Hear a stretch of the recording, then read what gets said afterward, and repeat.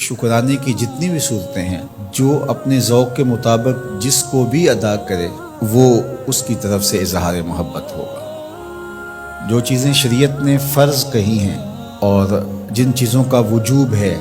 اور اس کا باقاعدہ شریعت میں طریقہ بھی بتایا گیا ہے، تو وہاں ہمارے ذوق کا دخل نہیں ہوگا۔ پانچ گانا نماز کا جو طریقہ بتایا گیا ہے، اس کے اوقات جو بتائے گئے، اس میں قیام، رکوع اور سجدے کی صورتیں ہمارے اوپر واضح کر دی گئی ہیں، مبہم نہیں رکھی گئی،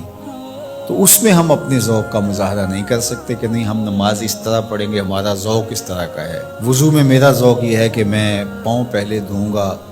اور باقی اعضاء بعد میں دھوؤں گا، ایسا نہیں ہے، وہ شریعت نے ہمارے اوپر واضح کر دیا۔ لیکن جن امور کے اندر شریعت نے ہمیں کوئی اس طرح کی پابندی نہیں لگائی، کسی امر کا مطلق حکم دیا ہے، تو اس میں پھر ہم اختیار رکھتے ہیں۔ جس طرح حضور علیہ السلام پر درود پڑھنے کا حکم دیا گیا ہے، سلام پیش کرنے کا حکم دیا گیا ہے، تو اس میں آپ جس طرح بھی حضور علیہ السلام پر درود پڑھیں، جس ہیئت میں بھی درود پڑھیں، کھڑے ہو کے پڑھیں، بیٹھ کے پڑھیں، درود کے کلمات، درود کے الفاظ، اس میں کوئی پابندی شریعت نے نہیں لگائی۔ مطلق حکم ہے صلو علیہ وسلموا تسلیما،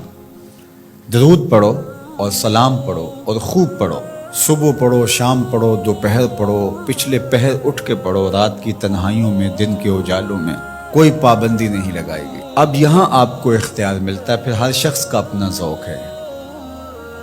کوئی تنہائی میں بیٹھ کے درود پڑھتا ہے اور کوئی اجتماعی طور پہ درود پڑھتا ہے، کوئی بچوں میں بیٹھ کے درود کی مجلس سجا لیتا ہے، تو یہ آپ کا اختیار ہے۔ اسی طرح فَلْيَفْرَحُوا کہ خوشی کا اظہار کرو، تو اس میں آپ کا اختیار ہے۔ آپ 12 ربیع الاول کے دن صدقہ و خیرات کیے جا رہے ہیں، 12 کو نہیں کرتے، 13 کو کرتے ہیں، 11 کو کرتے ہیں، 8 کو کرتے ہیں، کسی اور مہینے میں کرتے ہیں، حضور کے آنے پر آپ کو خوشی ہے، اس کا شکرانہ ادا کرتے ہیں،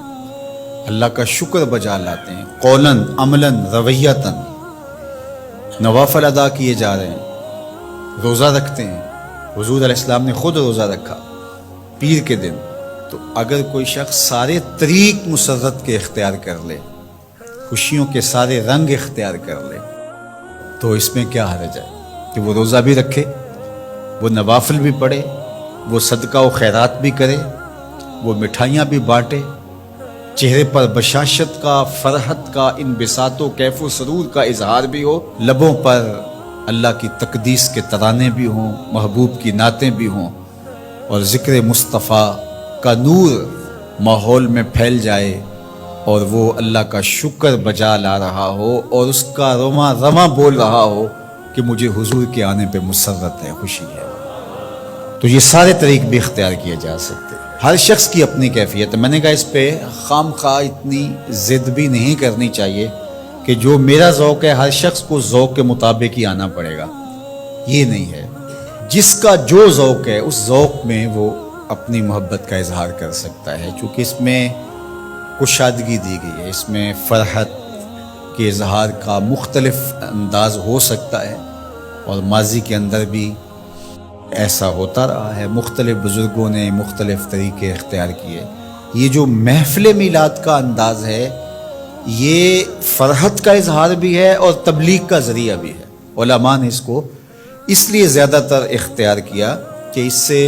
ساری چیزیں تقریباً اس میں جمع ہو رہی ہوتی ہیں۔ آپ مسجد میں نماز پڑھتے ہیں، پھر شکرانے کے نوافل ادا کرتے ہیں، حضور کا ذکر ہوتا ہے، حضور علیہ السلام کے معجزات کا بیان ہوتا ہے، حضور کے حسن کے تذکرے ہوتے ہیں، حضور کے فضائل، حضور کی سیرت، حضور علیہ السلام کے خصائل، اور مدح و ستائش، نظم میں، نثر میں حضور پر سلام، بار بار درود پڑھنا، اور حضور کے لائے ہوئے دین کی اہمیت لوگوں کے سامنے رکھنا اور دین کو اختیار کرنے کی تلقین کرنا، یہ سب کچھ محفل میلاد میں ہوتا ہے۔ بعد میں پھر مٹھائیاں، تبرک، یا شروع میں کھانا یا بعد میں کھانا، وہ بھی شامل ہو جاتا ہے۔ تو یہ ساری خوشیوں کا اور اظہار کے جتنے بھی سلیقے اور طریقے ہیں ان کا ایک مجموعہ ہے۔ تو اس کو محفل میلاد کہہ دیتے ہیں۔ اگر اس میں کوئی ایسی چیز نہ ہو جو شریعت کے مزاج سے متصادم ہو تو اس پر کسی کو بھی میرا خیال اعتراض نہیں ہونا چاہیے۔